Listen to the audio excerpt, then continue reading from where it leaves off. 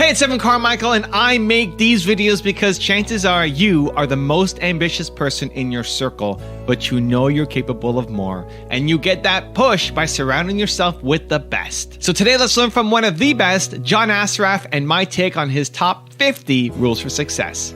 Enjoy. I was really fortunate when I was 19 years old. I met a wonderful gentleman who was very successful with his family. He was very successful giving to charities. He was very healthy. He was very gentle and kind. And when he started to share with me, to teach me that my entire reality was based on what I believed was real and what I believed was true about myself, about what's possible, and that I could change that, that's when my life started to change. And he said, if you start to change the way you think and you start to learn every day for 1 hour to upgrade your knowledge and your skills, and then you take action every day on the things that are the most important instead of all the different things that you can do. He says, if you focus on doing 3 to 5 things every day towards your goals, he says, in 1 year, you'll be at a totally different destination. 3 years, big distinction. 5, 10 years, your life won't be the same. And I was tired of living a mediocre to less than mediocre life. And so I said, listen, you seem to have a good plan and a good path. You're making millions of dollars. You're giving a lot of money to charity. You're happy. You're healthy. You've got a great family. I want that. And he said, if you want that, follow the blueprint. Don't try to figure it out. Just follow the blueprint. And that was another lesson that he shared with me, is that you don't have to reinvent the wheel. Yes. Like if you want to fly right now, you don't have to figure out how to fly. You know, there's already a blueprint for how to generate or create an airplane. Yeah. So if you want to be healthy, there's already a blueprint. If you want to make more money, there's already a blueprint. If you want to buy real estate or the stock market or start a business and grow a business, there's people before us that have already got the blueprint. And all you have to do is paint the numbers inside the box, and then you can use your creativity. So I just became a very good follower for a long time of things that worked. And when you follow things that work, it's like having the combination to a safe. If somebody gives you the combination to a safe and they tell you turn this way a little bit, turn this way a little bit, turn this way a little bit, turn this way a little bit, then open it, you can have access to it. But most people don't look for the combination. And then even when they get the combination, they try it in the wrong order. The law of Goya is simply get off your ass. So if you think and you believe and you emotionalize, you visualize, and you create your plan for how am I actually going to achieve this? So what do I need to do? When am I going to do it? How specifically? How am I going to tweak it, measure it, and iterate it so that I'm consistently making progress? I learned the value of progress versus perfection. None of my mentors ever had me focus on perfection. They had me focus on progress to just keep getting better. Little incremental gains every day, every week, every month, every quarter. And even when you move backwards a couple of steps, what's the progress that you made and what you learned? So I was taught that failure is an opportunity to learn. And I was also taught to disassociate me being a failure from failing. When you start talking about my brain, it's an organ. It's like your heart is an organ. You can speed up your heart. You can slow down your heart. You can, speed up the brain waves in your brain. You can slow them down. You can tune in. You can tune out. Yeah. We haven't been given the user's manual for the most powerful tool that we're aware of. Yes. That's right. And so the great news, I know you being an athlete and a successful businessman, you have discipline. You cannot you can't achieve results without some kind of discipline. Exactly. And so we know that there's some fundamental truths to achieving success. And every successful person will tell you, and Jim Rohn is, I know you love Jim Rohn, he said, you either pay the price of discipline or you pay the price of regret. Discipline weighs ounces, regret weighs tons. That's good. But the thing is, can you teach discipline? The answer is yes. How? But you have to have a willing participant. And if the participant's reason why is big enough, if they know I want to achieve X, And the reason why, the motive for their action, motivation, the motive for their action is a reason beyond just themselves. Chances are they will do more to achieve that success than if it was just left up to their own. But there are some people that are born, with incredible drive. They just have this insatiable drive, and they'll just, I'll do whatever it takes for the things that I want. And there's other people that want things, but they just don't have this insatiable drive. And this is where, as much as I hated school, I love to use school as an analogy. Yeah. In the game of life, whether it's health, wealth, relationships, career, business, spirituality, fun experiences, you have to decide what level of the game do I want to play at. Mm-hmm. Is it the grade school level, the kindergarten level, the high school level, the university level, the pro level? Because each one of those levels requires a totally different mindset and totally different skill set. They're building blocks on each other, but if you are extremely talented, but you're not prepared to practice and rehearse and drill and fall and fail forward to the next attempt, you will never make it as a pro. You will never make it as a pro business person. You'll never make it as a pro husband or wife or athlete or musician. You just never will. So just get used to that if you're not prepared to pay the price. If you are prepared to pay the price and you have the aptitude and the talent, now we're talking about there's some real potential here. And what we don't know is, what's in your heart? Like, what is the fire that stirs you, that you wake up saying, I will do this even when I don't feel like it. I will do whatever it takes to overcome my temptation for mediocrity, my temptation for excuses, my temptation for reasons and circumstances to hold me back. I won't allow those to be in my way. And if you have that within you, you'll achieve whatever you choose. Right. And so the question you asked before is, how do you develop that? Start small. Yeah. Start small. So if you don't have discipline, show yourself that you can give yourself one command and one follow through. So you know what? Right now I'm going to get up and I'm going to do 2 push-ups. Right now, not like later, now. Can you give yourself a simple command, 1 sit-up? Right now, I'm going to go get a glass of water. You start with something ridiculous. I learned many years ago, reduce it to the ridiculous. So if I reduce it to the ridiculous, and I said, can you do that? Great, will you? Because that's the difference right there. That's the razor's edge. The people who can, will you? Will you? Yeah. Great, when? Now. Yeah. Right. So if you develop that skill, and specifically from a brain plasticity, a neuroplasticity perspective, as soon as you do that, you give yourself a command and you take the action, you have just created a neural pattern that you can give yourself a command and take action. Now, that may just be one time. Well, what if you did that every hour by putting a little bell on your computer? And every hour, like if my computer was open, I'd have every hour it would say, it's 12 o'clock, it's 1 o'clock. And Really? I'd take 60 seconds just to be in control of my mind. 60 seconds, I don't care where I am. Stop what you're doing. Stop, take 6 breaths, Breathe. just get centered. Am I on track? Am I off track? Am I doing something I shouldn't be doing versus a high impact activity that I need to be doing? Every hour, I've trained myself to just reset. I didn't always do that. So I just started with 1 a day. Right.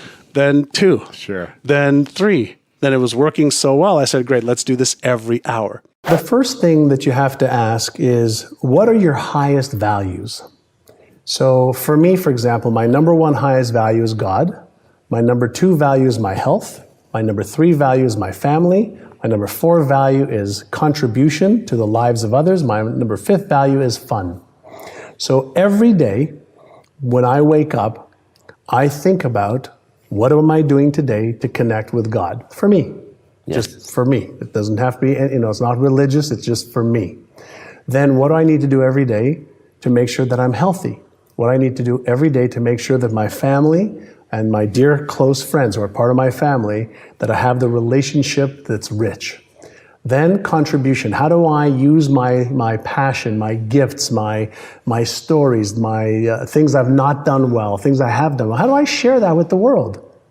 And in doing that, I feel good. And then I have to have fun. And so if I do those 5 things every day, then at the end of every day, I've had a great day. And if you have a lot of great days, then you end up with a really great life.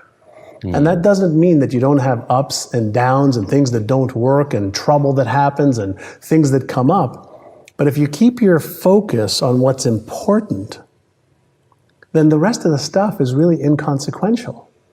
And there isn't 100 different things you have to do. There's 2 or 3 things in each one of the areas that's important to you that when you do those every day, you're so far ahead of the curve. Hey, this is John Assaraf, and do you love good books? I love to read because there's so much wisdom in books. You get to take somebody else's knowledge, skills, research, pay $15, $20, and you learn so much. Now, I'm reading this awesome book called Built to Serve. Find your purpose and become the leader you were born to be. And one of my new friends, really smart guy, really great guy who serves a lot of people, Evan Carmichael, wrote it. And I'm going to read a little bit from chapter number 1.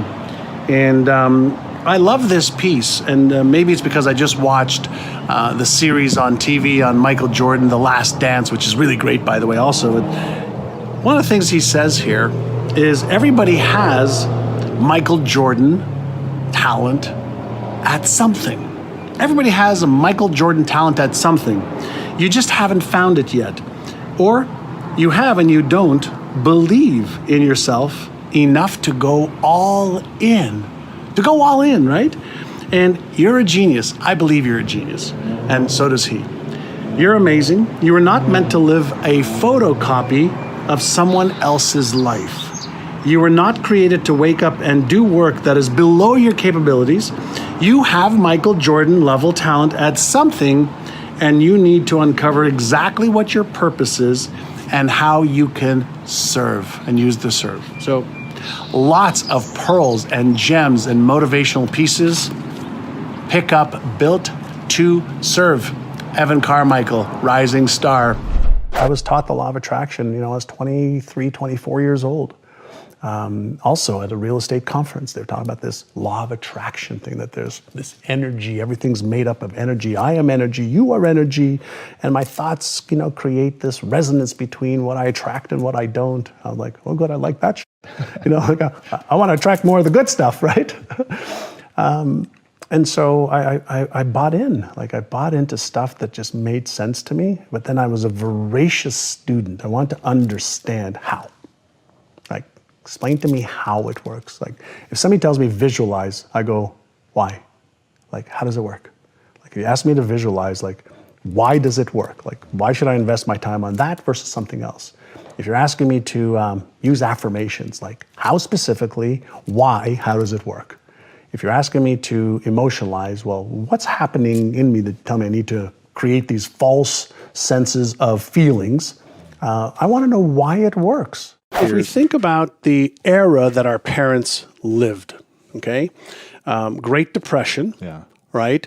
Very, very hard to make money, very, very hard to find resources, very, very hard to do anything unless you're a professional. So our parents said to most of us, if you don't become a professional, you're going to struggle. You're going to struggle and suffer. And even the professionals said, okay, so become a professional and here's your ceiling of what you have. So we became conditioned to be worried of scarcity in a world that has no scarcity. We became conditioned to having certain beliefs about what's possible or not possible. So even now, as we're sitting here and we've got this, amazing election time. Crazy. One of the things I've been thinking about is, there are some people that believe that if Donald Trump wins, they're going to make a fortune. And there's other people that think they're going to lose everything. And I have a friend of mine who has got about $70 million in the bank that believes that if Hillary gets into office, he's going to lose millions. Wow. It's going to be really tough. And what really is, going on in people's heads? It's all of their references, their beliefs and their perceptions that are locked away in the implicit part of their brain that is driving those thoughts and even the behaviors. They may not even be aware of it. They're not even aware of it, yeah. They can be, but they may not be. And so what we really have to go back to focus on is it really makes no difference who becomes president or who doesn't. If you have the belief that regardless of what happens in your external world, you can navigate towards the success that you want. Right. That's a belief. And beliefs are the lens by which we actually see the world and by which we behave. And so if you want to change your results, don't focus on changing your behaviors, change your focus on the beliefs that drive your behaviors. So when I wake up in the morning, the first thing I do is I do a gratitude exercise where I ask myself, usually in bed, what am I most grateful for today? And usually, I'm grateful for my health. I'm grateful for my wife. I'm grateful for my children. I'm grateful to be alive. I'm grateful, for my family. I'm grateful to have experiences. And Do you do that eyes closed? yeah, I do that eyes closed. And while I think about that, I feel it. And so the feeling starts every day with a great feeling. So I start every day with a great feeling. Do you visualize some things like your children, or do you talk to yourself? How do you do that? Yeah, I have an internal dialogue. I see images of the things that I'm thinking about, and that just takes me 2 minutes, just 2 minutes when I wake up. And then I go to exercise to take care of my body. How long? Usually 1 hour to an hour and 15 minutes every day.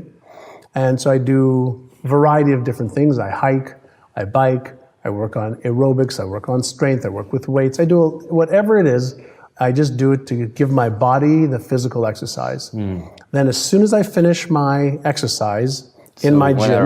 1 hour and half. An hour and 15 minutes at the most. Okay.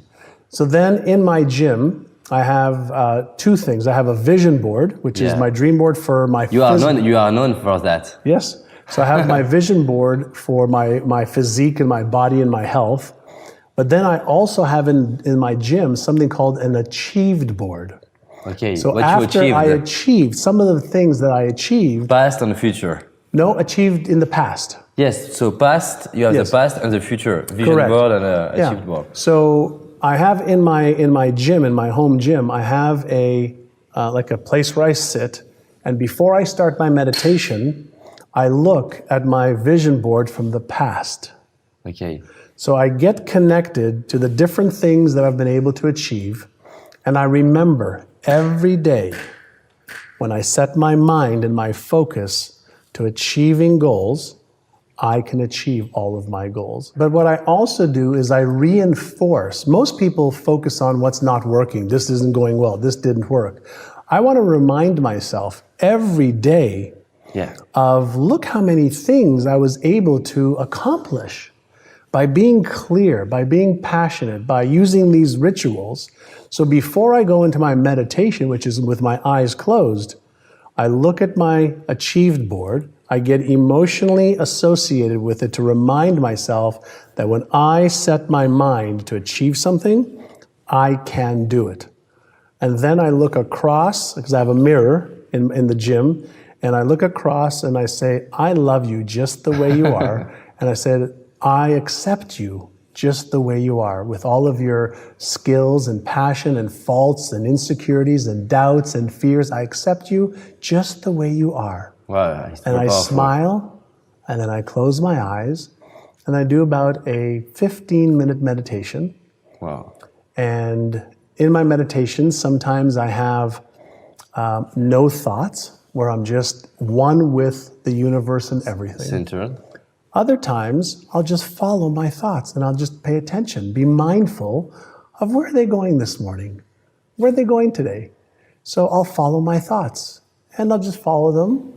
Other times, I'll follow a thought and say, release that one. And follow another thought and say, release that one. So I'm teaching my brain that I'm in control of my brain. What happened for me personally when I was a teen, between the age of 13 to 17, I got into enormous amount of trouble with the law. I did a lot of unethical things, and I was getting myself into so much trouble. And I had one mentor that my brother introduced me to. His name was Alan Brown. He was a very successful philanthropist, entrepreneur. And he agreed to meet with me for lunch one day. And he asked me, like, why are you doing these things? You seem like a nice young kid. And I said, I don't know. I just want to make some money and I just want to fit in. And he goes, but you seem like you're intelligent. Why don't you just use your brain's natural abilities? I go, well, listen, based on my education and based on what the teachers have told me, I'm not going to do very well in life. And I left high school in grade 11 thinking that I'm not worthy enough, I'm not smart enough, I'm not good enough. And this one man in 1 minute, in one meeting, changed my life. Because he asked me, what goals do you have? And I said, what do you mean, what goals do I have? I said, I want to go out this weekend to the bar. I want to have some good food. I want to find a nice young lady to maybe hook up with. And he says, no, but what are your bigger goals? And I didn't have any. So he actually sent me home. And he said, fill out these pieces of paper. And on the pieces of paper, it said, like, what age do you want to retire by? Like, I was 19. This was May of 1980. I wasn't even started yet. I said, but just fill out these papers. So I said, I want to retire by the time I'm 45 with $3 million. I want to have a Mercedes. I want to have a house. I want to travel the world. I want to have a great lifestyle. And so I came back on Monday and he looked at it and he asked me one question. And that question transformed my life. And he said, are you interested in achieving these goals or are you committed? And I stopped and I looked at him. He was standing up. I was sitting at my desk there at his office. And I asked him, Mr. Brown, I said, what's the difference? And he said, if you're interested, you'll do what's convenient. You'll come up with stories and excuses and reasons why you can't, and you'll use your education as an excuse. You'll use your story as an excuse. You'll use the fact your father was a cab driver and was a gambler and never had any money. You'll use all of that as your reasons why you can't. He says, but if you're committed, you will do whatever it takes. You'll let go of your stories. You'll let go of your excuses. You'll let go of all the reasons you currently have that are formulating your identity of yourself. And you'll learn how to let that go and become who you are destined to become. So if someone's listening right now and they're thinking, there's a lot of things I want. I want to get out of this relationship, or I want the relationship. I want to have better health. I want to have more money, whatever it may be. And they've been saying that for years. And they feel like they've been consuming all the information they need to have, but they haven't been able to take action. And maybe because their why isn't powerful enough, what would you say should be their first step? Well, the first step is to take one thing. I'm going to go back to one thing. Yeah. And say, great, let me move one thing forward. Why? Because that just changes the trajectory of the same pattern repeating itself. Mm-hmm. And as soon as you interrupt a pattern, and then you repeatedly interrupt the pattern, it's like taking a detour. And as soon as you take a detour one day, you're like, okay, that was okay. Right. But your tendency is to want to go back to what's comfortable. But if you take the detour 2 days, 6 days, 7 days, we know from a neuroscience perspective, it takes about 66 days to create a solid enough neural pattern that it'll go from conscious effort and thinking about it to a non-conscious pattern that has the beginnings of automaticity happening without your involvement. You're just doing. Yeah. And so for me, what I do, and for myself, is whenever I want to change something, whether it's a habit, whether it's a thought or emotion or a behavior, I say I'm going to work on this for 100 days. Not 30 days, not 21 days, not 66, which is right around there. I say 100 days. Yeah. And then I focus all of my energy just on that one thing for 100 days. Why? Can you give an example of something you've done recently? Sugar. I'm a sugar. Me too. I'm a sugar, like if he was an alcoholic, I'm a sugaraholic. Me too. Right? It's so bad. So you take one thing, just one thing that may be a little challenging. 100 days. 100 days, just 100 days. Ooh. So let's say you want to drink more water. 100 days, a glass a day. Conscious effort to one a day. Whatever you did before, you'll still do, but 1 glass a day.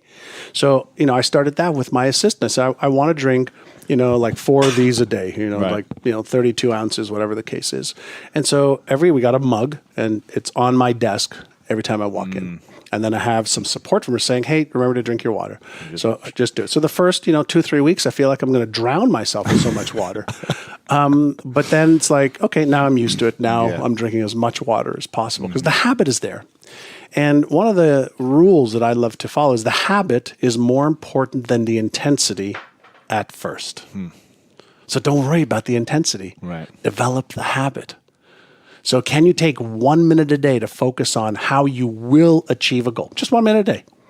Can you take 1 minute a day to focus on your health? Yeah. Can you take 1 day to retrain your brain? Yeah. Can I take 1 day, or one action a day? Right. And you start off with something, and reduce it down to just a minute. or 2 minutes or one behavior. If you can get that behavior to be a habit, it's easy to stack.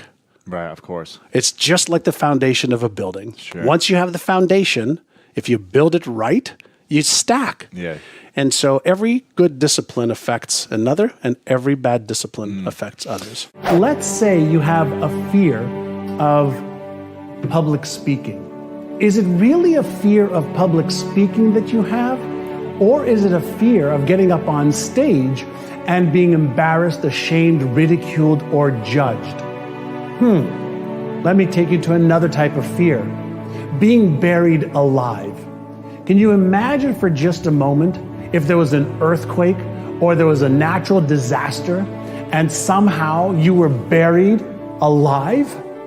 Wouldn't that trigger this crazy amount of fear of dying while you were buried alive? Now, why am I taking you there?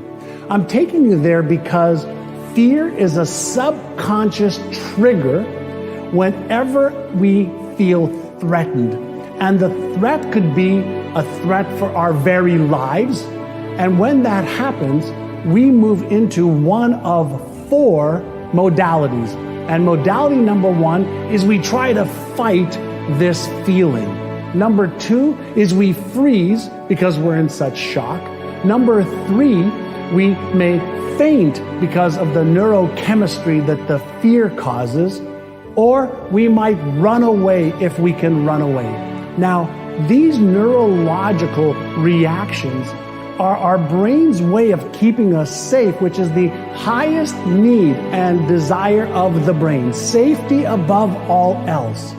So when we are looking to achieve a goal that we want to achieve, and it doesn't matter if it's, to start a business or grow your business or leave a relationship that you're not happy in or a job that you're miserable in, whenever we think about the actual behavior that is required to achieve that goal, once we get motivated in doing that, that's part 1 of how our brain works. But right after that, our brain has to analyze if there's any real or imagined danger associated with taking that action step. So if you are going to leave a relationship that you're not happy in, your brain is going to activate the memory circuits and discover what's in there that may have caused you pain and suffering in the past. And when that happens, whether it's a relationship you want to leave, a job that you want to leave, a goal you want to achieve, your brain is always analyzing, is there any danger here? And when there is real or imagined danger, the amygdala part of the brain, the emotional response center in the brain, is going to fire off an amazing amount of neurochemicals like cortisol, epinephrine, or norepinephrine. And it's that rush of those neurochemicals that causes this emotion, energy in motion, we label as fear. Now, once you have that rush of neurochemicals in your bloodstream, that actually gives you an enormous amount of energy. But what most people never have learned how to do is how to take that energy and channel it to action versus to fighting it, freezing, or running away. When you recognize a fear, I want you to do this. It's called exercise number 1. It's called Take 6, Calm the Circuits. When fear neurochemicals are released in your brain, you've activated the fear or stress response center in the brain. When you just observe the emotion called fear through being quiet and breathing 6 times in through your nose and out through your mouth like this. You take a deep breath in for 5 seconds.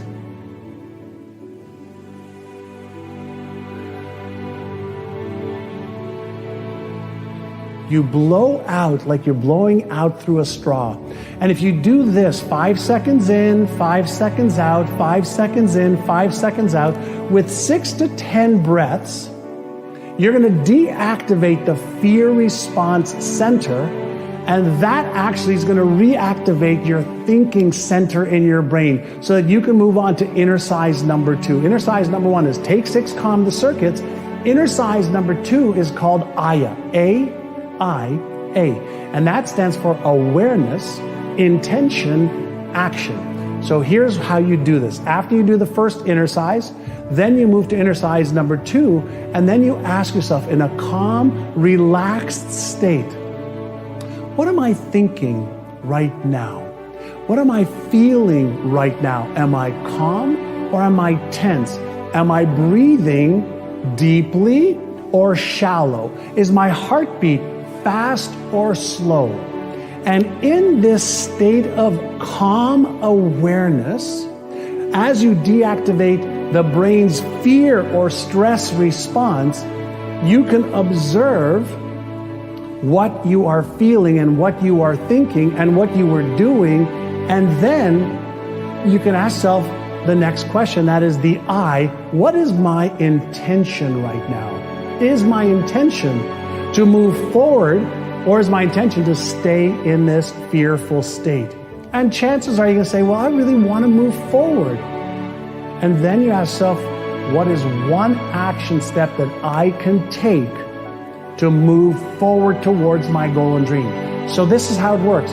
After you do the inner size number 1, to calm the circuits and to deactivate the reactive state that fear causes, and then you move into the second inner size called AYA to move into the responsive state, awareness, intention, action now puts you in control of being aware of the fear, being aware, of what you've been thinking, and then being at choice of what you want to do. So when you combine these two inner sizes, you are now reconfiguring the neural network in your brain around the goal that you want to achieve, and instead of allowing the real or imagined danger to control you and to stop you dead on your tracks, you take one action step in a calm state, and that rewires your brain so that the same reaction doesn't hold you back anymore, and that you are now able to use fear as your fuel for success. I want to separate like behaviors and emotions. So usually when people say they're having a bad day, sure, certain things may have gone wrong or something that they tried to do, didn't work out. Mm-hmm. All information and experiences are processed at the non-conscious brain first, and then it gives rise to something we call a feeling. So emotions are processed non-consciously. The electrical and chemical reaction to that is called a feeling. So when I'm not feeling the way that I want to feel, I don't focus on the feeling. I focus on the cause, the neuroelectrical charge that's occurred in my brain. And in most cases, it's something that you're doing to interpret an event that's causing the neuroelectrical signal, causing the feeling. So in meditation, for example, why do you meditate? Well, obviously, it's great for a whole host of health reasons, whether it's less stress, less lower blood pressure, less cortisol release, etc. But the one thing meditation does more than anything else is it gives you the ability to have a pause of awareness so that you sense what's happening at the non-conscious level. Right. And what's happening outside of you. So when somebody behaves a certain way, it's processed at the non-conscious level, gives rise to your conscious mind for you to respond. And so when something happens, I like to be able to check in so that I don't react and I have the ability to respond. And if you do that enough through mindfulness, being aware, just being aware of exactly what's going on, then you have fewer and fewer of those times. So, something happened last week. I was in a hotel room and I spilled some water on a shirt that I needed for a wedding that we were going to. And my wife was, oh, fuck, da-da-da-da-da. She was going off deep and I was just calm. Yeah. And she goes, aren't you worried about this? I said, will it help? Right. Like, no, let's just figure out what to do. The accident already happened. When I was a kid, I had a lot of my own challenges. I didn't have confidence in myself. I didn't believe in myself. I had some big challenges, with the law and getting into trouble in school and getting into trouble outside of school. And I was really fortunate. When I was 19 years old, I met a wonderful gentleman who was very successful with his family. He was very successful giving to charities. He was very healthy. He was very gentle and kind. And he really wanted to do good in the world, not just for himself, but to make the world a better place. And he started to teach me that the reason I was getting into trouble, the reason I wasn't getting great results, was what I believed about myself. And he taught me the power of my beliefs. He taught me the power of, what I do every single day matters. He taught me the power of the intelligence in the universe, that I could utilize my brain like a radio, sends a signal out into the universe. He said, you could send a signal out using the power of your thoughts. He says, but you're also capable of receiving information, just like the great inventors, whether it was Albert Einstein, whether it was Edison, Michelangelo, any of the great inventors. They had these ideas that came to them, and they were just normal human beings, but they took advantage of the messages that they were getting in their hearts and their intuition. Wow. And so he taught me some of the power of the brain, and by using what I learned that I could achieve a lot more than I ever thought was possible when I was younger. Part of the work that I love to do now is really help people understand, what is your story? Like, what's the story you're telling yourself? Because we all have a story. We have a money story, a relationship story, a health story. We have a story for everything. And then that story keeps recreating our lives over and over and over again. And we have beliefs that support the story. We have habits that support the story. We have people that support the story. We have systems that support our story.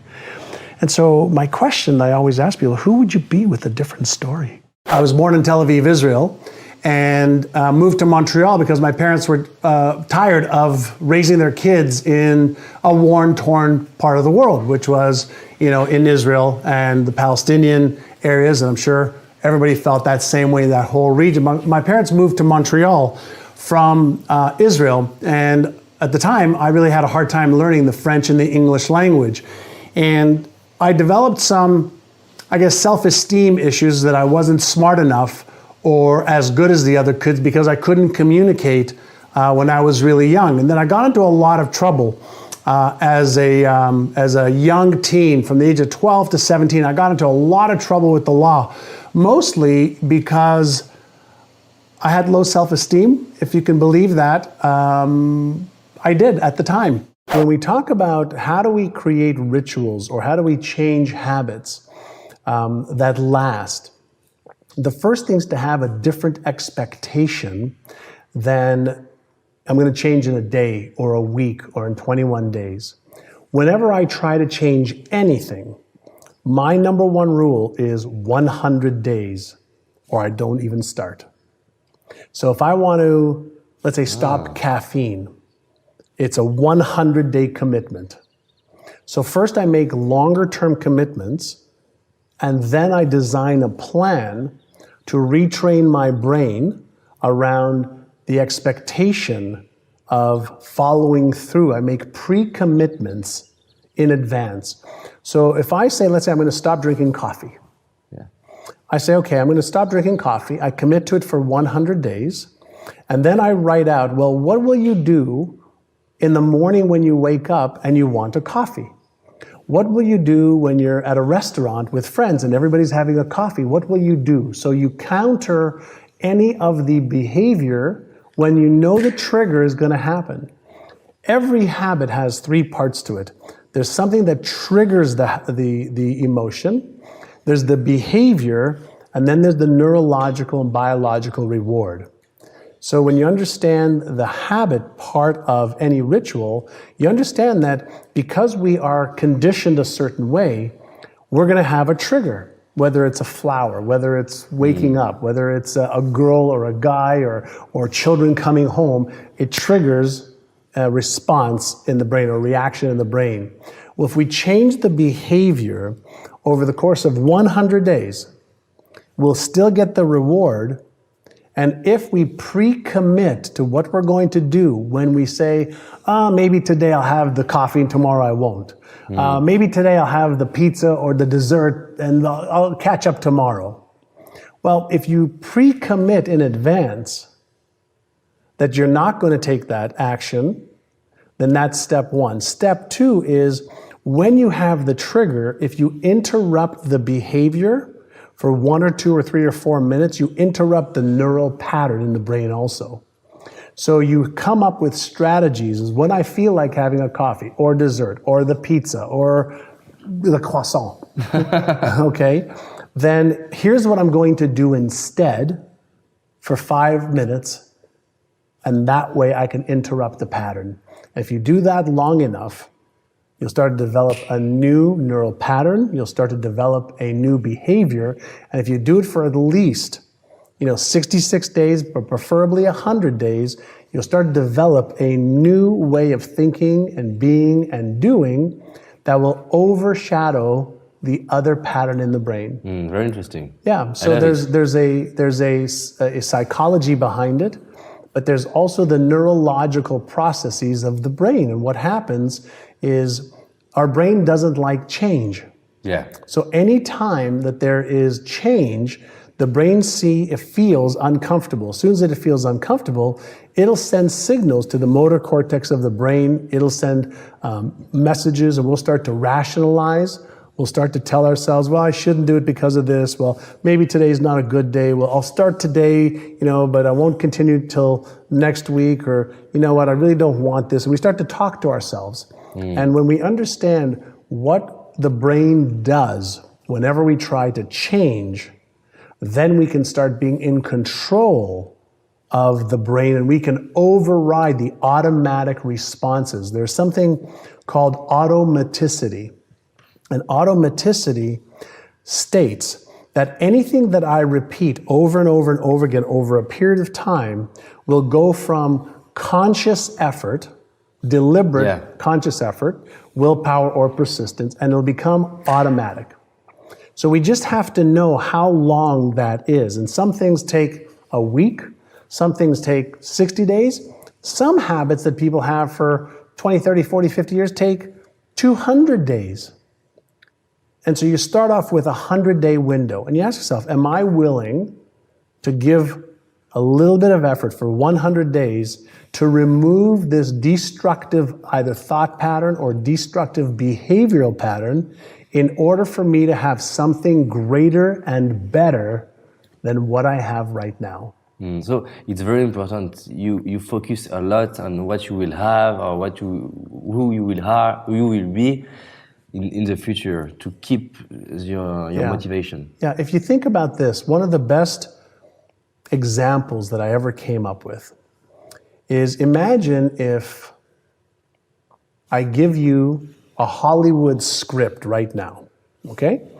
And I say to you, if you learn this script for the next 6 months, I will give you $10 million to be on stage to deliver that. We're going to film you. And if you're amazing, you're going to have a chance to win an Academy Award. What will you do with the script starting today?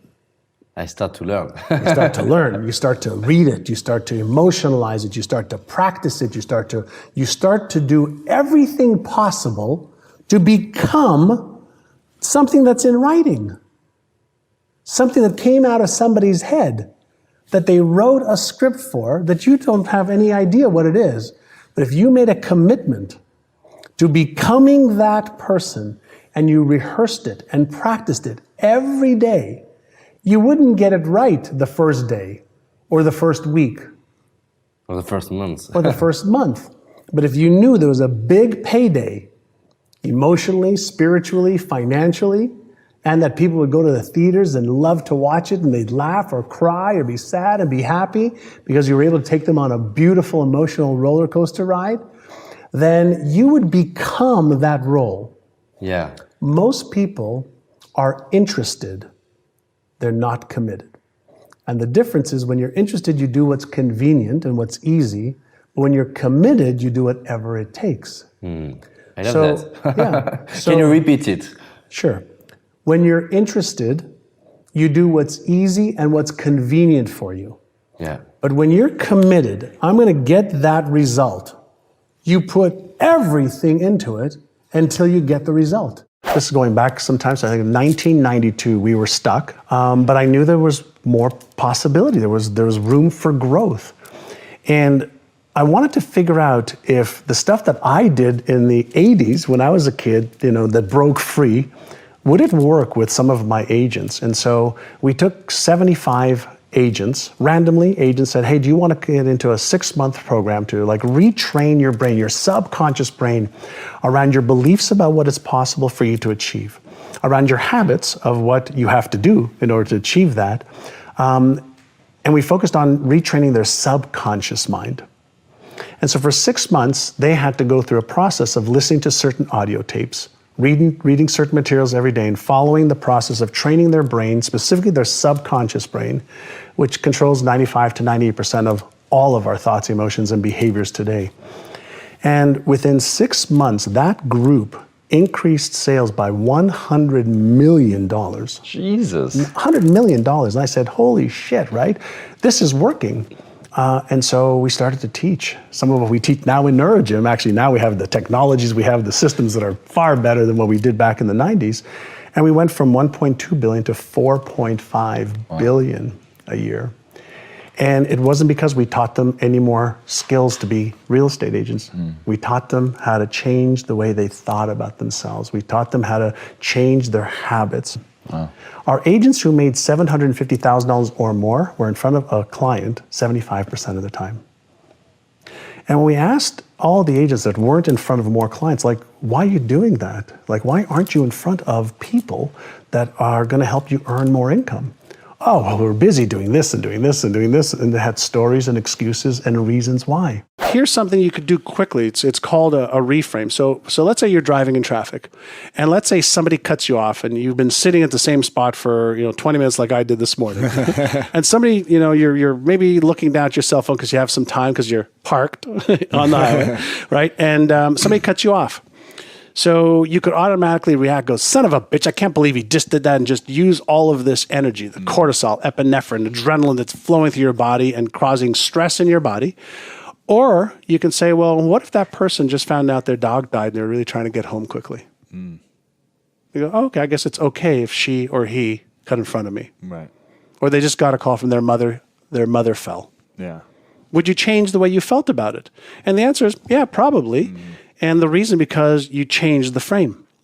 So you can learn how to create frames for yourself of how you see the world, how you see failure, how you see effort, how you see your habits, how you create frames in advance that actually serve you through awareness and response versus reactivity. Yeah. And that is what a lot of people who, for example, I'm going to go back to professional athlete. What do you learn how to do?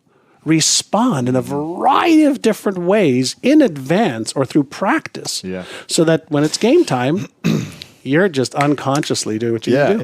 People have to make a decision what they want to trade their life for.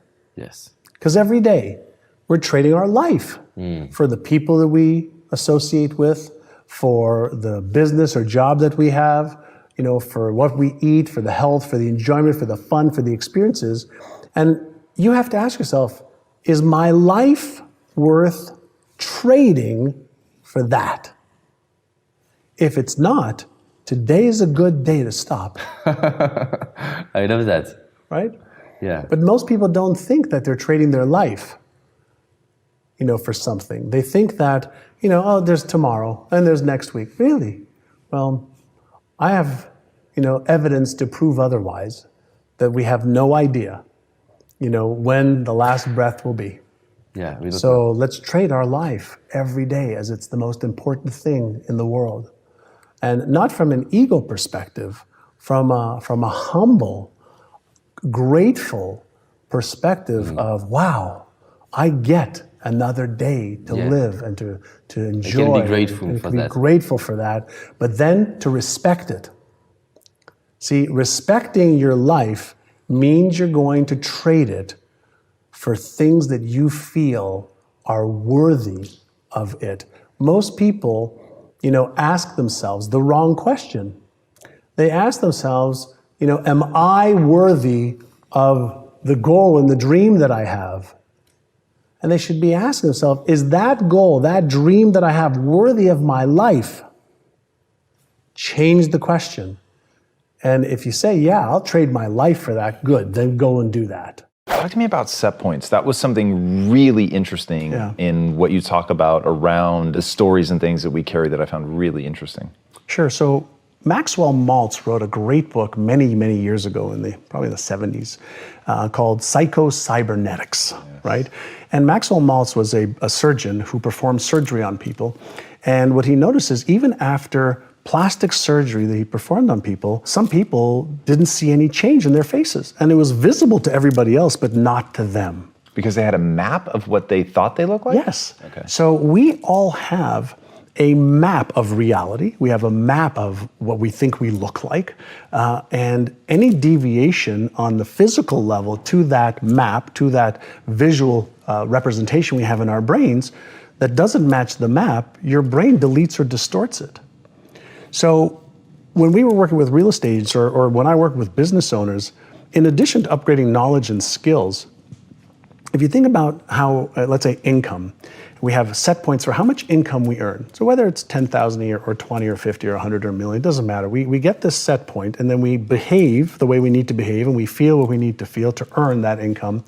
And over a period of time, it becomes part of the brain's default mode network. So we develop set points for everything.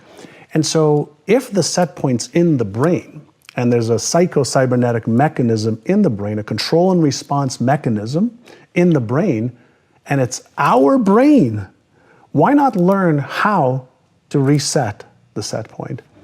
And so now we're looking at what technologies are available to help reset that, what evidence-based methods are there to set that, or to reset that. And so when we take, let's say, visualization, right, and you start to see yourself, even if the picture is not clear in your mind, of achieving the next level of your success, whether it's releasing weight and keeping it off, getting into a relationship that you love and are happy in, whether it's to make 2 or 3 or 5 times more money and live a certain type of lifestyle that allows you to do the things that freedom with having money allows you to do. If you start in your mind first and you impress that through conscious efforts into the subconscious mind, it then causes thoughts and emotions and behaviors. So I like to work from the outside in and from the inside out. So use both. I want every advantage. Is your financial governor holding you back from doubling or tripling your income in the next 6 to 12 months? Now, you may be asking, John, what in the world is a financial governor? And I'll explain it this way. Many years ago, when the car companies were building engines that were faster and stronger and more resilient, cars could go 200, 250 miles an hour, some maybe even to 300 miles an hour. But because of laws in Europe and in the United States, these governors were put on the engine so that the car, even though it can go faster and perform even better, it was limited to about 155 miles per hour. So here we are, we have these cars that can go extremely fast, but for obvious reasons, to conserve on gas, to be able to have more safety on the roads, and to keep us generally all driving around the same speed limit, we created these governors to put on engines in order to limit the speed at which the car can go at. Well, what does that have to do with you earning more money, you accumulating more wealth? And the answer is everything. If you understand that you have a conscious brain that wants to set goals, but you have a subconscious mind that is going to limit your thoughts, emotions, feelings, and behaviors to what you are governed by, which is your subconscious mind, then here's one of the things that we have discovered. People who make $30,000 a year or $50,000 or $100,000 or $500,000 a year or $1 million a year or more, their financial governor is set at a totally different setting than somebody who's earning less. So why does this make a difference? Well, it makes a difference because there's a part of your brain that chooses the goal that you want to achieve, And there's another part of your brain that's responsible for everything else, your thoughts, emotions, feelings, and behaviors. And so if you don't have coherence between these two parts of your brain, if you don't know how to remove the governor and reset it, chances are you're going to have goals and dreams, financial ones and even lifestyle ones, that you're not going to achieve, not because you're not capable of doing it, it's just because you are wired, set, conditioned, programmed, whatever you want to call it, to earn the income you're earning right now, and maybe a little bit more each day, each week, each month, versus doubling or tripling or quintupling your income. Now, let me give you a different visual for this that'll hopefully cement what I mean. Let's say you're in a room that has a thermostat in there, and the thermostat is set to a nice and comfortable 70 degrees, and you feel nice at that temperature. What happens if you open up a window, and let's say it's winter, and cold air comes in? Well, what happens is the mechanism in the thermostat that picks up what the temperature is in the room picks up a deviation that cold air has come in the room. And what does it do? It sends a signal through the electrical system for the heater to go on so that the room gets back to 70 degrees. That's called a cybernetic mechanism, a control and respond mechanism that occurs in machines that we create them in, or in animals like us.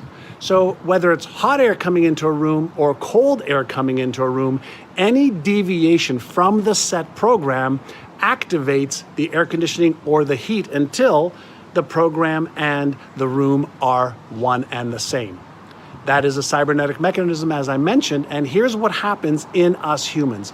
If you're used to earning 30,000 or 50,000, 75, 100 or 200 or more, or you are used to a certain lifestyle, any deviation up or down from that setting, that comfort zone, that programming, kicks in your nervous system so that you either turn up the jets and earn more based on what you're used to, or if you do really well for a week, a month, a quarter, you actually back off and sabotage your success until you meet the setting that you have in your mind.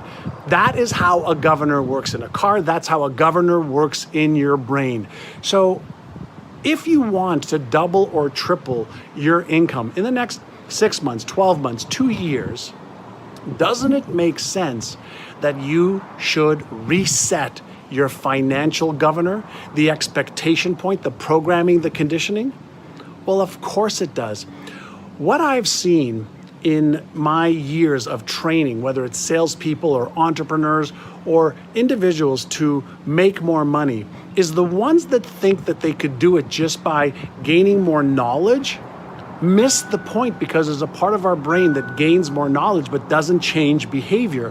What you have to do is reprogram your financial set point, your conditioning, the expectation point.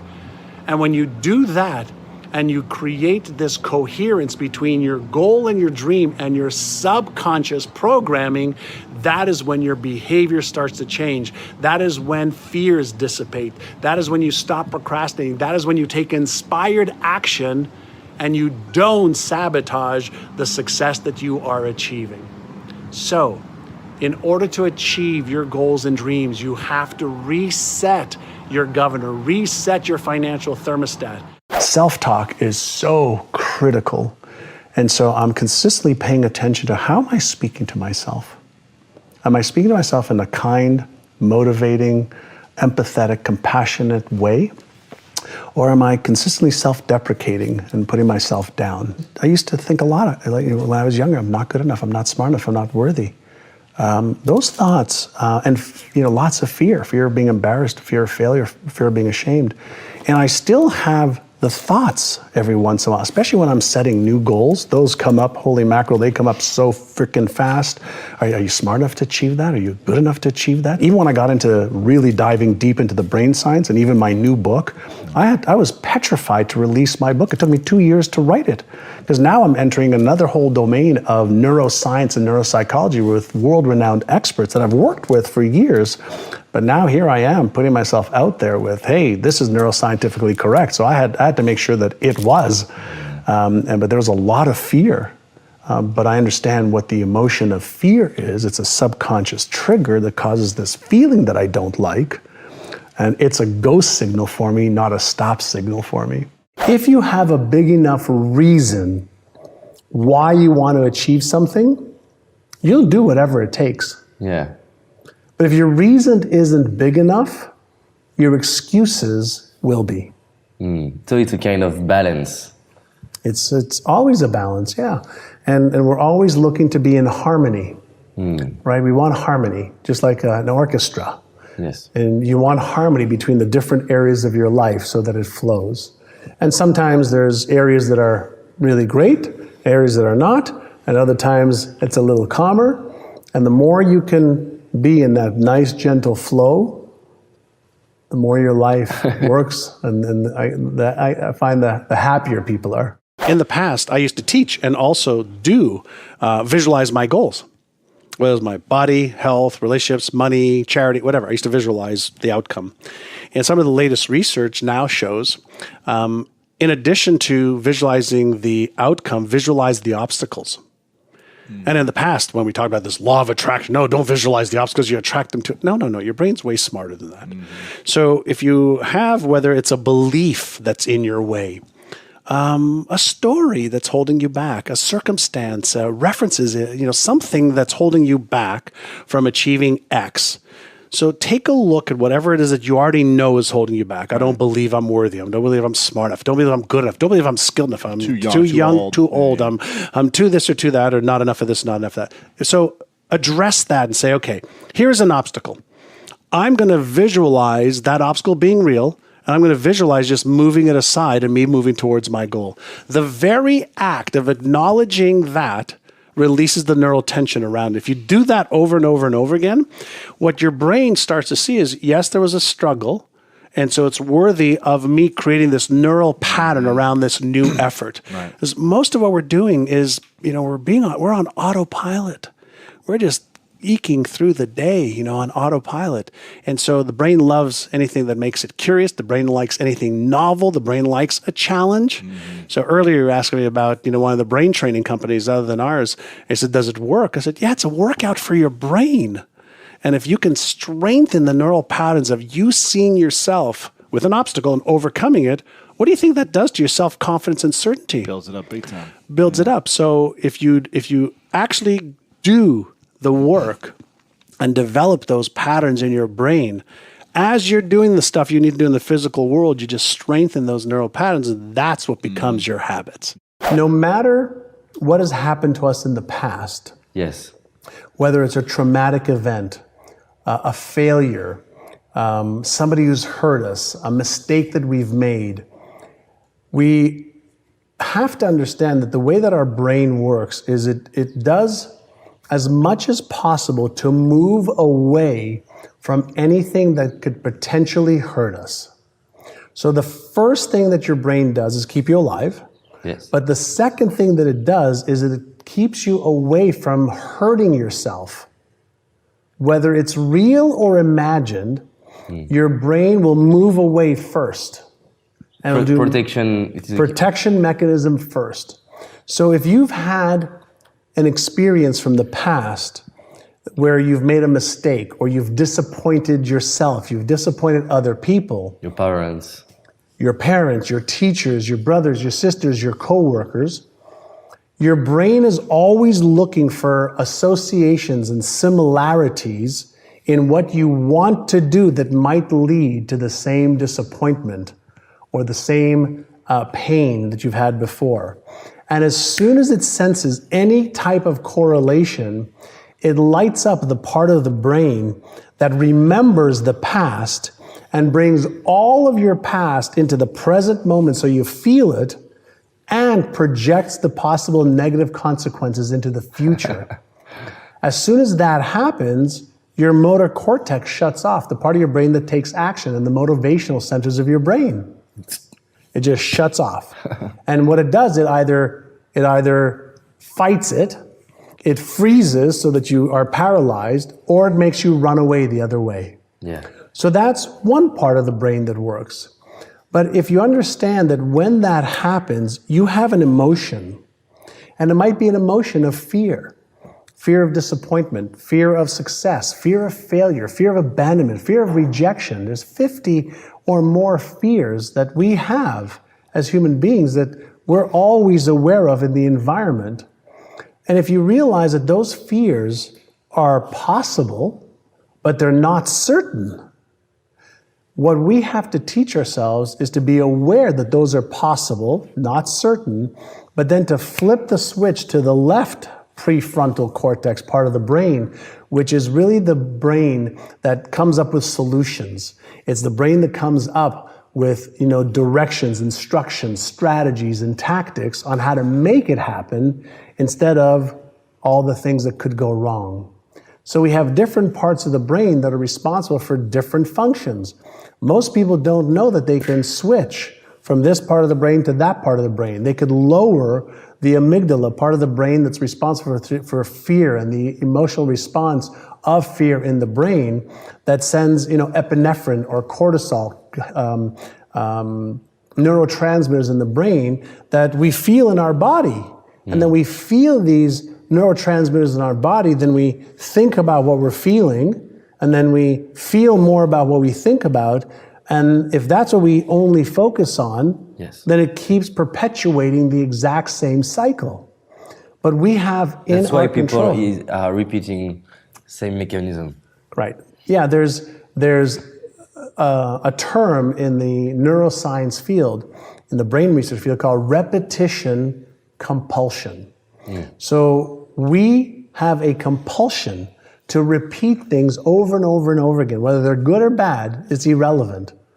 So we will just keep repeating stuff. Even when we do things that don't give us the result that we want, we become addicted to that result and that emotional state in our brain and in our bodies. Yeah. And so if we repeat that over and over and over again, we become addicted to that emotional state, and then we just repeat it because it becomes automatic. Fear is an emotion. Emotions are all triggered at the subconscious level.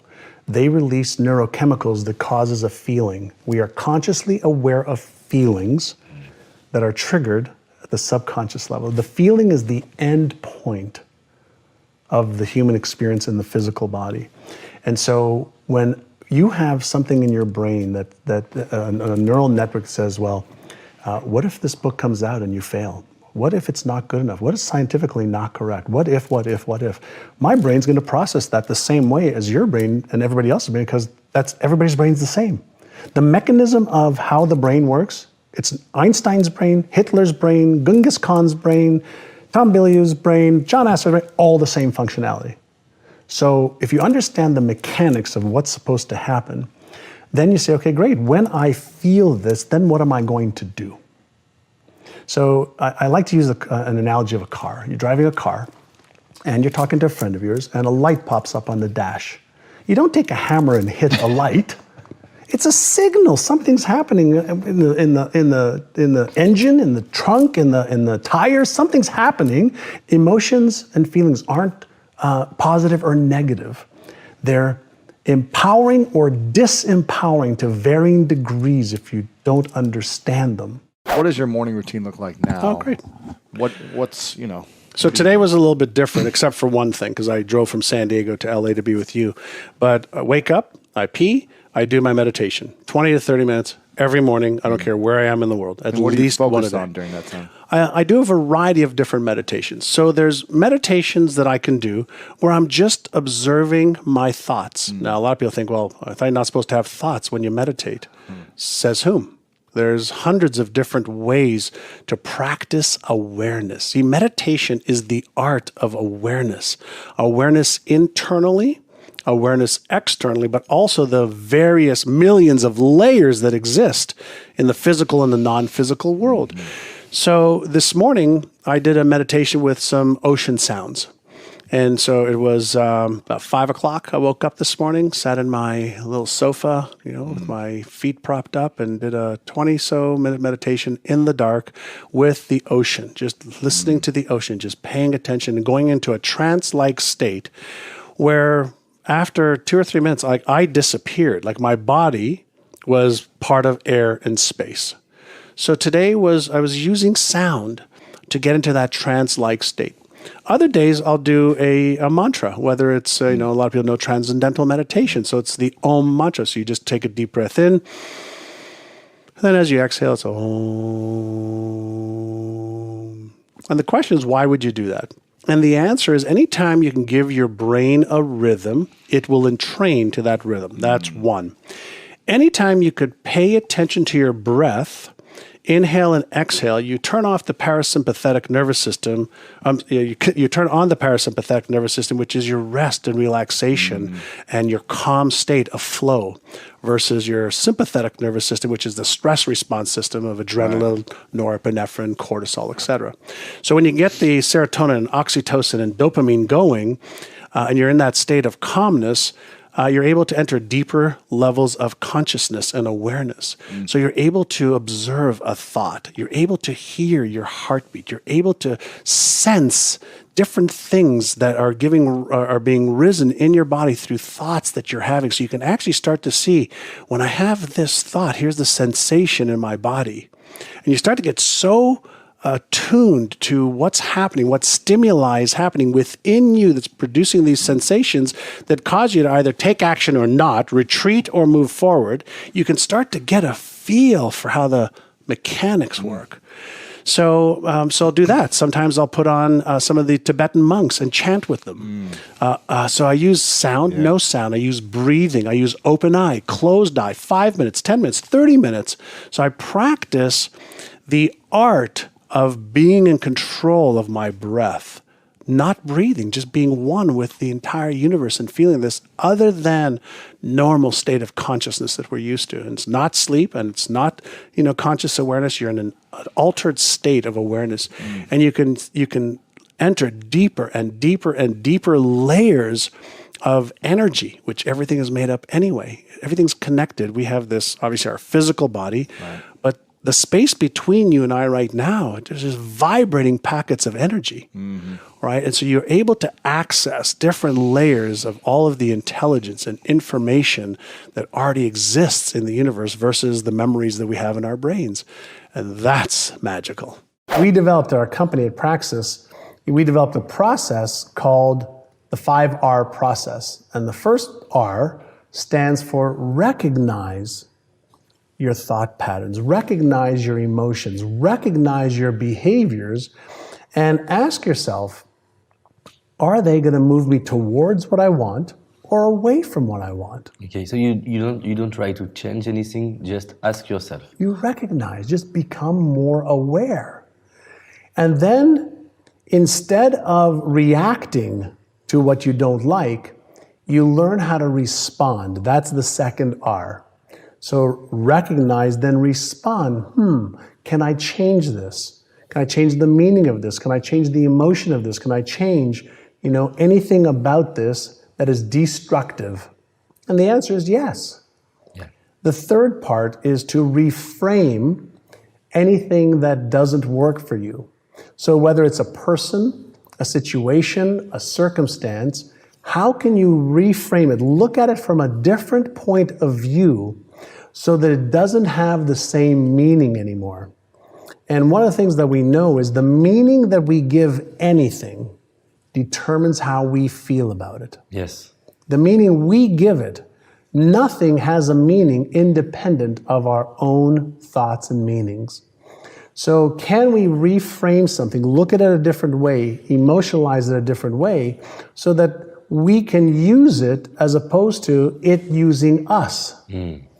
The fourth part is when we're feeling a negative or destructive emotion, can we, through breathing exercises, through reframing, release that emotion? Because every emotion is a wave. So there are 6 main emotions that we have. There's sub-emotions as well, but we feel fear, anger, sadness, happiness, disgust, etc. And those cause us to feel a certain way. So is there a way for us to release the unpleasant emotions? There's not good or bad emotions. They're pleasant or unpleasant. Yeah. And that is comes directly from one of my dear friends, Dr. Joan Rosenberg, who's an emotional mastery expert. Wow. And so when you think about, is this emotion pleasant? Yes. Okay, good. Let's do more of that. Is this emotion unpleasant? Okay, well, what's causing it? Usually what's causing it is something from my past that is telling me that whatever is happening. Maybe I can reproduce it. Well, if it's a unpleasant emotion, usually it's a memory from the past versus reality. And so when you learn that emotions last 90 seconds to a minute and 20 seconds, 2 minutes, and if you just observe it and feel the emotion, it's like a wave. Feel the emotion without getting into the reaction of the emotion. Observe it. Now you're in control of the emotion. Now you're learning to surf the wave instead of being hit by the wave. And then the fifth part is now to retrain your brain. So recognize, respond, reframe, release, and now I want to retrain my brain to have a different thought pattern, a different emotional response, and a different behavior so that I change the pattern in my brain so it doesn't happen again. And if you do that 1 time, 5 times, 10 times, 20 times, the same thought or the same emotion or the same circumstance won't have the same power to cause you to freeze or run away or fight. Now we're starting to get in control. Yeah, it's great. Of Great our process. I love it. Of our own brains, our own emotions, and now we can start to use the spiritual side of our being, the higher side of our being, to move towards the greatness that I think is within every human being. Setting goals is an intellectual and imagined exercise that your conscious brain, right? I'm going to show you one of the little brains today from the sitting here on my desk. Your conscious brain, left prefrontal cortex specifically, where you get to choose. What is it you would love to have your life be like? What is the imagination, of the ideal life that you'd like? He says everybody could do that.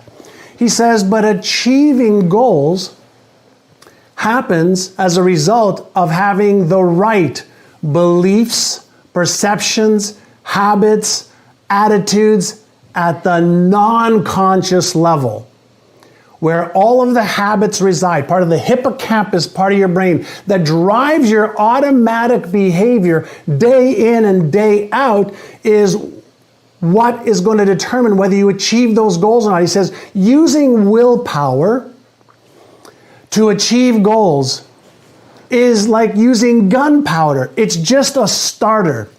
Using resilience or using your imagination, those are all really good conscious abilities that anybody can use. He says, but if you don't develop the habits at the non-conscious level, which include your self-image for how you see your life, you're never going to achieve those goals. When I was 5, 6, 7 years old, I moved from Israel to Montreal. I spoke Hebrew, but not English or French. And for 2.5 years, I felt dumb. I felt like I wasn't smart enough and I wasn't good enough and I was made fun of as a kid. That led to me being involved in street gangs from the age of 12 to 16. Wow. In Montreal? In Montreal. Wow. We trafficked drugs from Florida. We did break-in entries. We had a little street gang, about 12 of us that just got into a lot of trouble. My path was either jail or the morgue, one of the two. And there's a lot of successful people that have that kind of a story for some strange reason.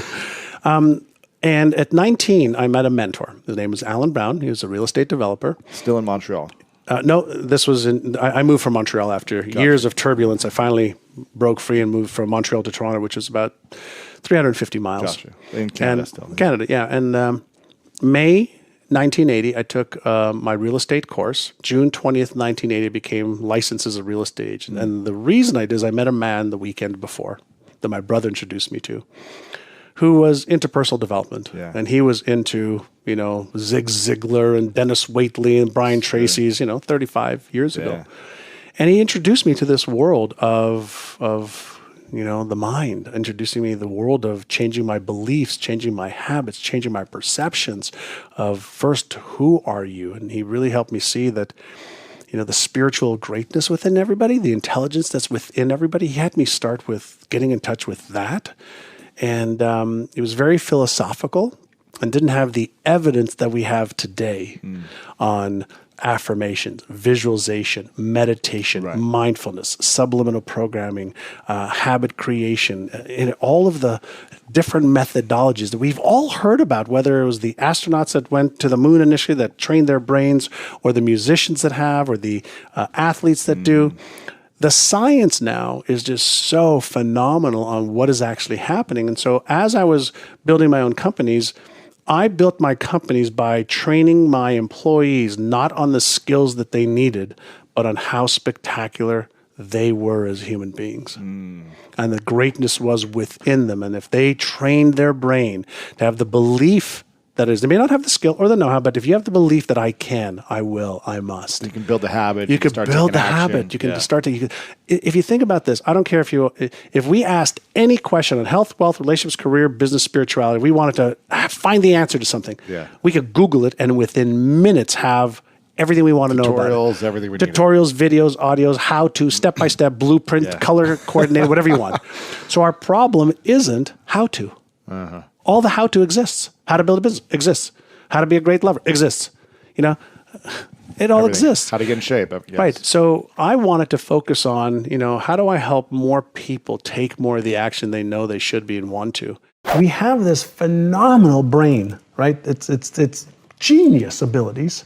We can't figure out how to replicate it anywhere with billions of dollars, but we are getting some of the user's manual now. So when you feel fear, what should you do? I teach the first 2 inner sizes that I teach every one of our students. Number 1 is called Take 6, Calm the Circuits. So if you have this unpleasant, anxious, fearful emotion, energy in motion, right? And it's unpleasant and the brakes have gone on. If you just take 6 deep breaths in through your nose, out through your mouth like you're breathing through a straw, you will deactivate the stress response center, which means blood is going to go back to the left prefrontal cortex. The Einstein part of the brain can actually think through this problem, because what happens when the stress response center is activated, blood goes away from that into the fear response, so you have epinephrine, cortisol, adrenaline to be able to get you out of the situation. It's part of our instinctual brain, part of the reptilian brain. The first part of the brain that was developed was that, then the mammalian brain, the limbic system, then the neocortex, the thinking brain. So when our brain has this signal of, oh my God, you might get hurt, you might lose this, you might get in trouble, you might be embarrassed, ashamed, ridiculed, judged, etc., that part of the brain is going to get activated. So if you take 6 deep breaths first, calm down, calm the circuits first, then do inner size number 2 is called AYA, A-I-A. The first A is for awareness. What am I thinking right now? What am I feeling right now? What am I sensing right now? What is my behavior right now? So you thoughts, feelings, sensations, awareness of behavior. What's my intention right now? That's the I. Well, my intention is to move forward. I want to do this. Great.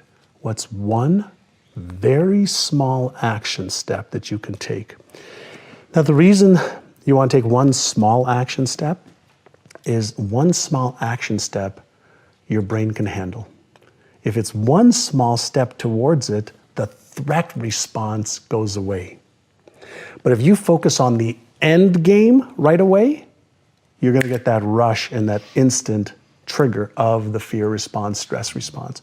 So the first thing you want to do is learn how to manage your mindset and what you focus on.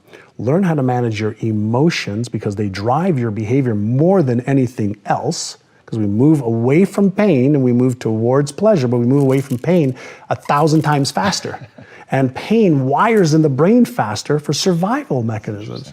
So purely from a neuroscience perspective, just understanding self, once you understand, oh, okay, this feeling is normal.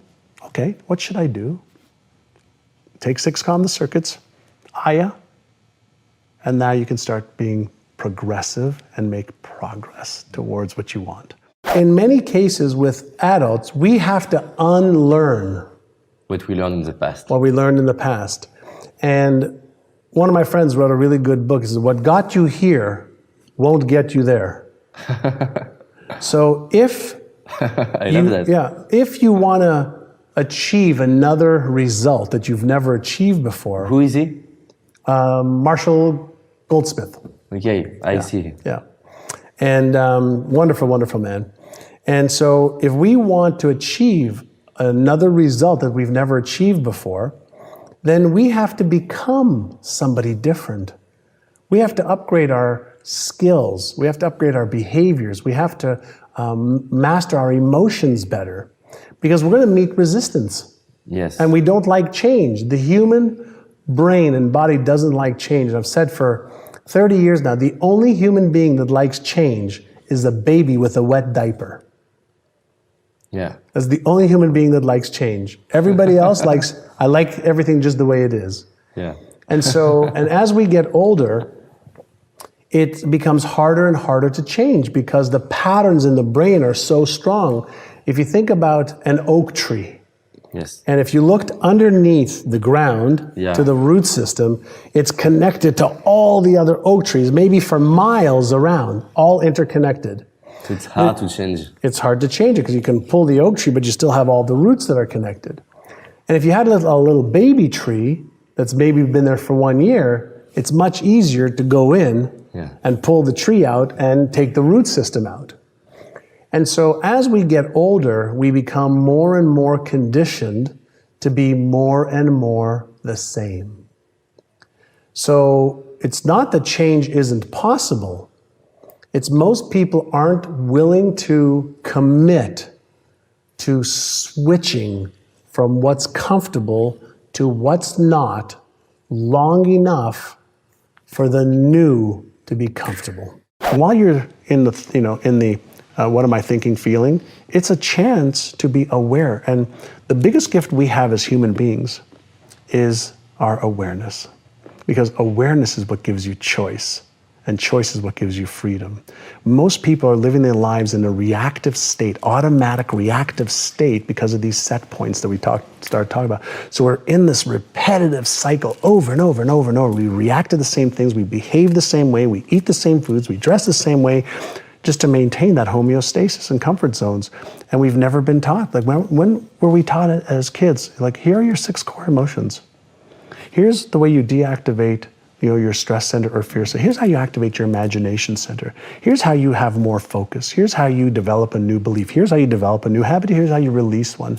We haven't been taught that. We've been told they're important things, but we haven't been given the tools, and then we haven't practiced the tools enough to be able to make them part of our unconscious competence brain. We started to retrain our agents' brains after we did an event. 75 agents paid, I think it was $2,000 or $3,000 to go through a 6-month brain retraining program. Huh. Those 75 agents increased our sales by $100 million. Wow.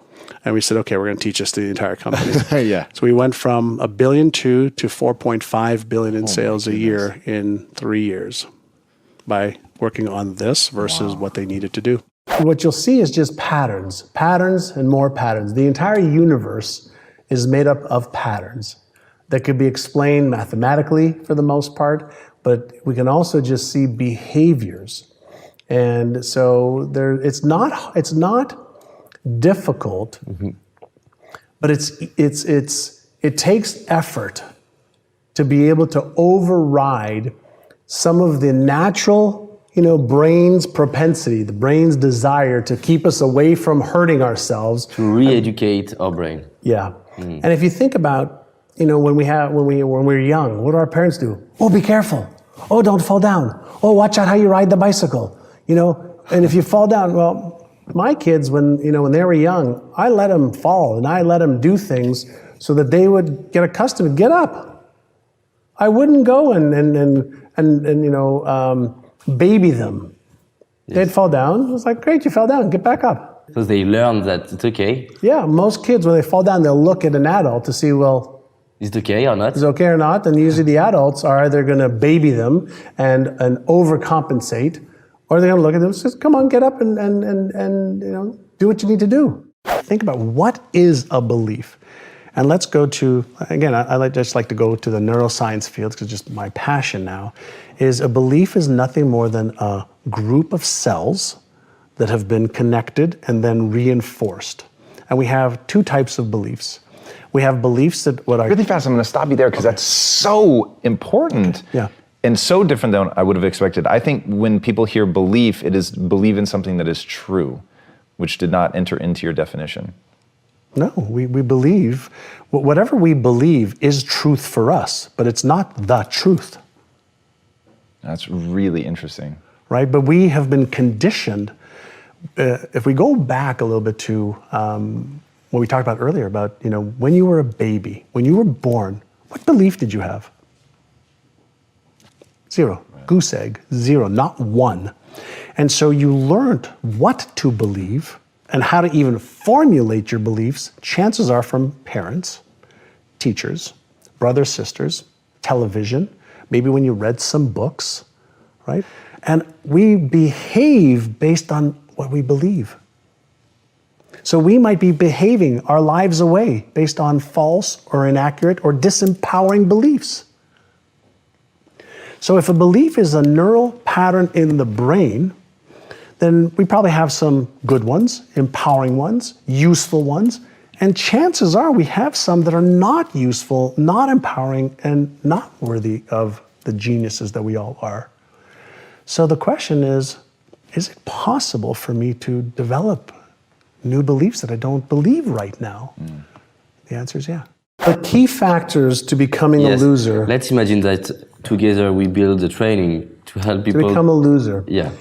Repeatedly thinking, feeling, and doing the wrong things every day. Okay, great things. Yeah. Okay, do you have another one? Hanging around with the wrong people. Your environment. Is it working? Your environment shapes who you are. Okay. Very, very much. When I was getting into trouble as a young man, the people that I was hanging around with were also getting into trouble. When I was a little boy, I remember my father, he used to tell me, he says, show me who your friends are, and I'll tell you who you are. Yeah. And so you're going to be the sum of the people that you invest the most amount of time with. Whether it's at home, your friends, your family, or your business people. So if you tend to be around winners, you'll start to, by sheer environmental factors, listen and learn how they think. You'll be able to observe what they do. You'll learn the skills that they've acquired. And if you hang around with losers, you'll see patterns. Everything in life is about a pattern. And so people who are unsuccessful and losers, which I don't even like to use the term loser, although there are some, not a lot, they have got habitual patterns of destruction, self-sabotaging thoughts and self-sabotaging behaviors. And people who are successful, and I don't mean just financially, people who are successful in their health, their relationships, charitable contributions, they have consistent, successful patterns that are constructive towards being successful. After I got into real estate and I traveled the world, I ended up buying the franchising rights for RE/MAX for the state of Indiana. And I was 26 years old. Wow. And I bought the franchising rights for Indiana, moved to Indiana. Wow. And I remember being interviewed for the Indianapolis Business Journal. And the guy said, what are your goals here in Indiana?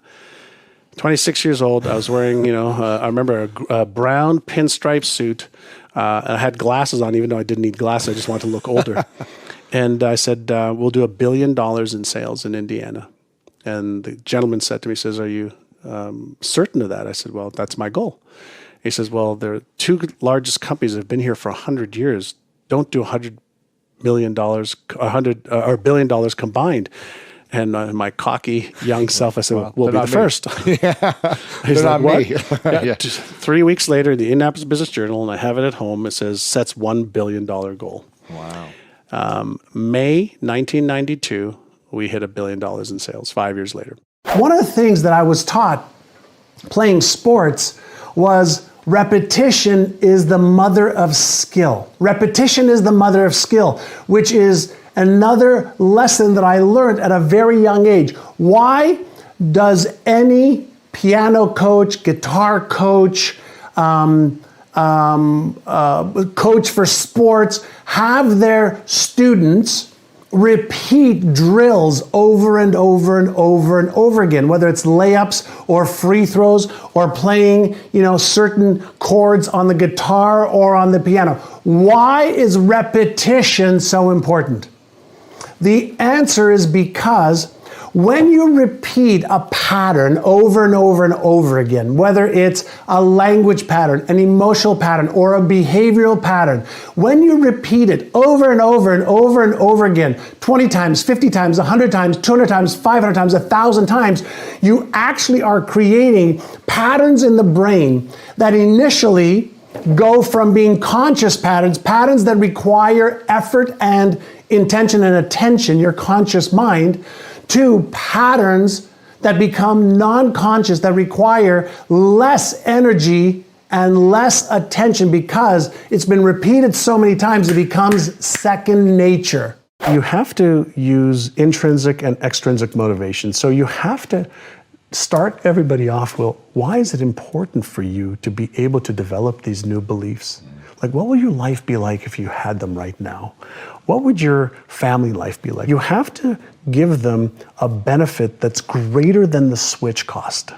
That's interesting. Right? So the switch cost is something that our brain resists. The only human that likes change is a wet baby. Every other human being is resistant to it because safety first and homeostasis and energy conservation. So we are biologically wired not to want it to change. So we have to deliberately coax the brain into motivational reasons, emotional reasons. You have to have intrinsic reason. Why must you do this? And so you can use pain as a frame as well. So if you don't, then are you okay with your life being like this at this age in 5 years, in 10 years, in 20 years? And if you're okay with that, then you're not a candidate for change. But if you're committed to letting go of the old so you can create the new, and you create motivations every day, that's where the power is. Remember earlier, progress, not perfection. So anybody can do 1 minute or 10 seconds. So if you can start to formulate a habit, a daily habit, a weekly habit, it doesn't matter how long it is.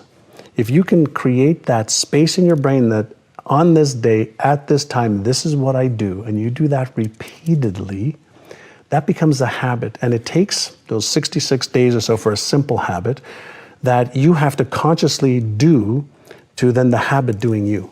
For the last, 35 years, what I've been doing is I've had coaches for skill training. I've had coaches and mentors for mindset training. I've had coaches on brain training. I've had coaches for business skills and training. I've had coaches and mentors and experts for every different area of my life, whether it's health, nutrition, business, money, investing, getting out of debt, making more money, protecting your assets. There are experts for every single area of our lives that already know what you need to do. If you're going to be uncomfortable, your reward has to be big. Yeah, I think so.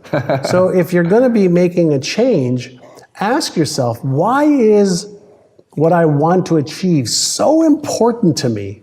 Why am I willing to use my new willpower and persistence? And why am I willing to go through the discomfort of change? Why am I willing to listen to the negative talk that I have or the emotion that I have and still do it anyway? And if you don't have a big enough reason, the first time you have a chance for an excuse, you'll take it. And that's why they start on diets, and after a day or a week or 2 weeks, they're off the diet. Or they say, you know what, I'm not happy in my relationship. And 2 weeks later, they're back with the same person, or they find another person just like the one that they left. Or people are afraid to leave their jobs because they don't like the discomfort of change. Yeah. Well, the only certain thing in the universe, the only constant is change. Yeah, every time, change. Everything, that's the only constant in the universe. It's an oxymoron. It's like, how can change be the only constant, the only stable thing? Because everything's changing. So why not acquire the skill To change every time. to be comfortable in change? And in today's era, To be comfortable with the incomfort. yes, Yes. yes. And so I know that the meaning that I give, remember I said you have to reframe things? Yes. The meaning I give things now is when I'm uncomfortable, I'm changing and I'm growing and I go, yeah. Yeah, it's perfect. It's uncomfortable, but this is what I want, Yeah. right? And then so we go through these waves of comfort and change, and that's just like the waves of life. Every morning when you wake up, you have, let's say it's 10 attention units. If you're using 2 or 3 or 4 or 5 or 6 of them on why an you attention can't, unit? What do you an mean? attention unit is your ability to stay focused. And your ability to stay focused is happening at the conscious and non-conscious level. So if you're processing stuff in the back of your mind of something you're angry at, something you're mad at, something that's stressing you out, or you don't have enough money, or you don't have the right relationships or the contacts or whatever, if you're stressing out about that stuff and that's eating up your attention units, that's like having your computer, okay, using up most of its energy in what's behind that you're not using. Yeah. And we all have a certain amount of attention units every day. And so one of the things that you asked me before that I can come back to on the rituals is using the attention units in a way that is highly, highly productive versus wasting a lot of time. And so my ritual, we started earlier, I just remembered that, is wake up, meditation, exercise, plant-based protein smoothie, followed by reviewing my goals. Every day you review your goals. Every day, 5 minutes. The goals for the day, the month, the year. Everything. I review my overarching goals. I could do that fairly quickly because that's my longer range goals. I can review the emotions that I want because I'm committed to having those emotions every day and feeling a certain way every day. And then I take a look at from 5 years out, 3 years, 1 year, 90 days, 60 days to today. Wow. And so I just review it. And what Put it on a happened? piece of paper, or the iPad, Laminated and on my laminated. computer. Really? Yeah. And I have it in a booklet also.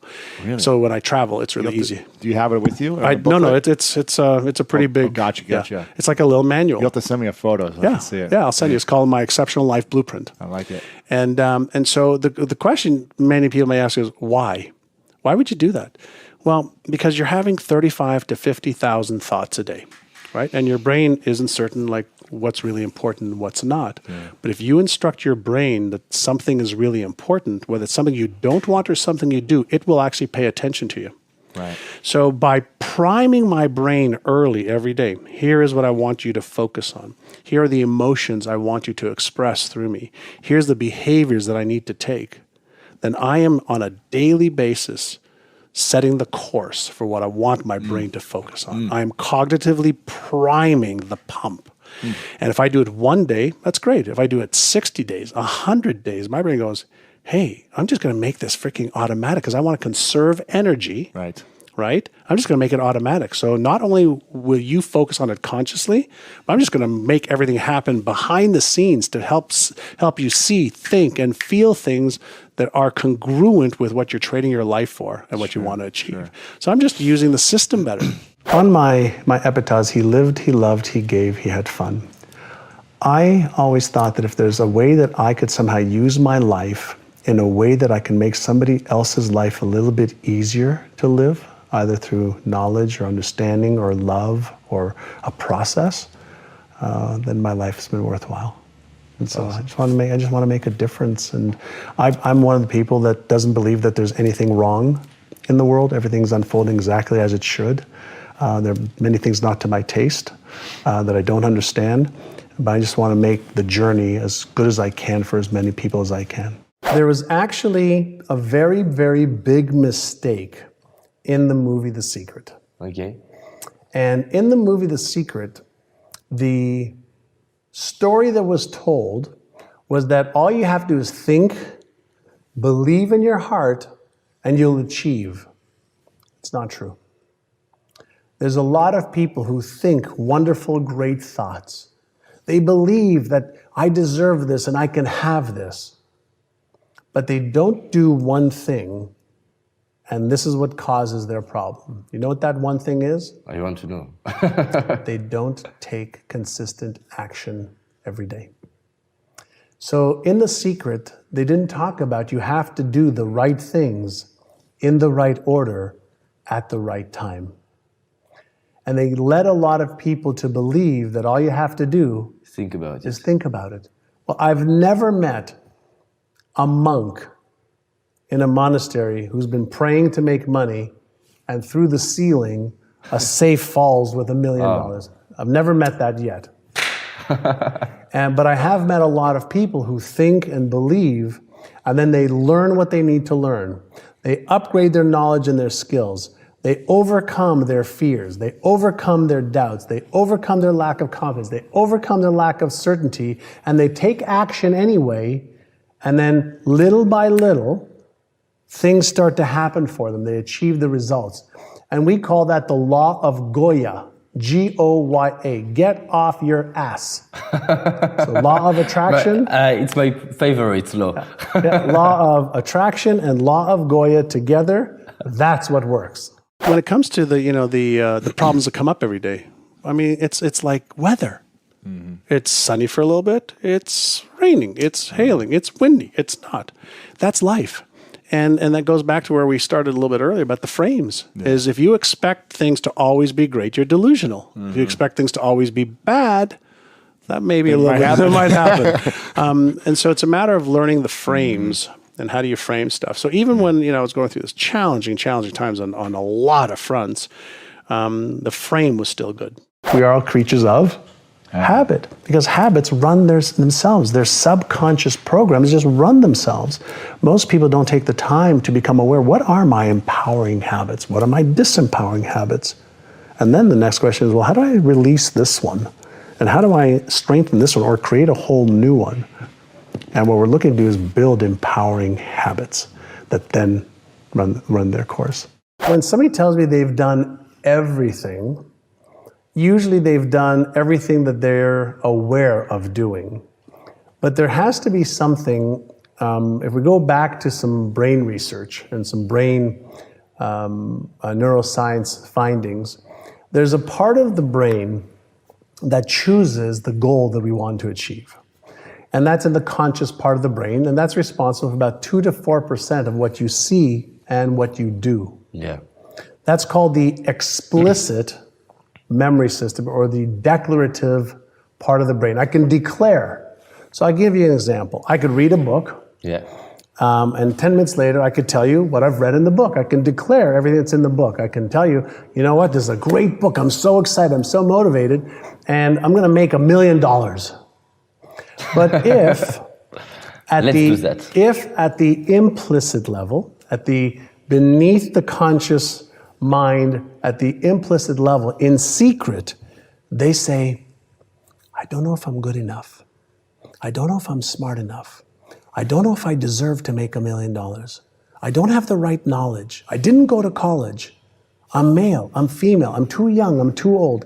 If there's a disconnect between the implicit, the part of our brains that's the real you and me, the hidden part of our self-image, if there is a contradiction between my goal and even what I've learned and what I secretly believe to be true about myself, if there isn't the coherence between the two, the hidden self-image will always win. So one of the most important things is to create what I call is neural coherence, or coherence in the brain.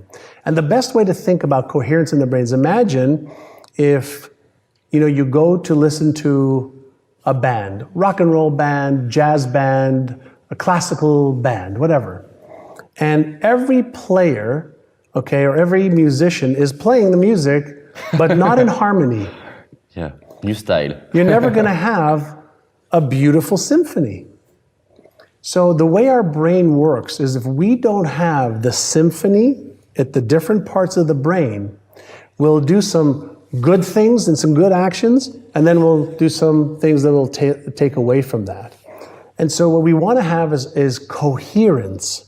get the brain, the implicit and the explicit part of the brain, coherence, playing together in harmony, then moves the body into action consistently. Now we have flow. Now we have a way for us to take our ideas and take action consistently to achieve results.